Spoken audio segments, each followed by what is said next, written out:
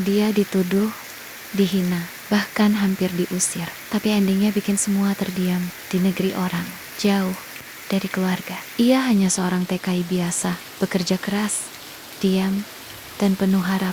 Setiap keringatnya adalah doa yang tak pernah ia ucapkan dengan suara. Tapi Allah namun, suatu hari, segalanya berubah. Dalam satu tuduhan, majikannya kehilangan barang berharga dan tanpa bukti, tanpa penyelidikan. Samiwa mata langsung tertuju padanya. Kamu yang ambil, kan? Suara itu tajam, menusuk lebih dalam dari pisau.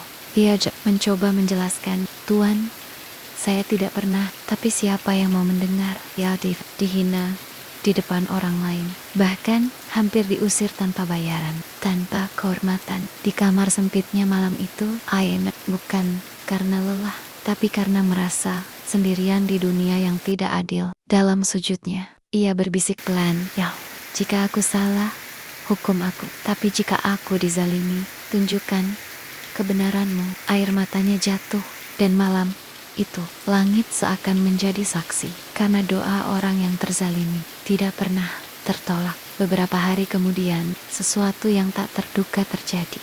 Barang yang hilang itu bukan di kamarnya, bukan di tasnya, tapi di tempat yang sama sekali tak disangka, diambil oleh orang lain yang selama ini tak pernah dicurigai. Suasana rumah itu mendadak hening. Semua tatapan Beraba, Tarik, menayari majikannya terdiam, tak mampu menatap matanya. Permintaan maaf pun datang, tapi luka tak semudah itu hilang. Namun, TKI itu hanya tersenyum kecil, bukan karena ia menang, tapi karena ia tahu Allah telah membelanya, tanpa ia harus berteriak, tanpa ia harus membalas. Kiben akhirnya berbicara, kadang hidup tidak adil. Orang baik bisa difitnah, orang jujur bisa disalahkan, tapi enggak. Allah tidak pernah tidur. Setiap air mata yang jatuh, diam-diam akan diganti dengan keadilan yang luar biasa.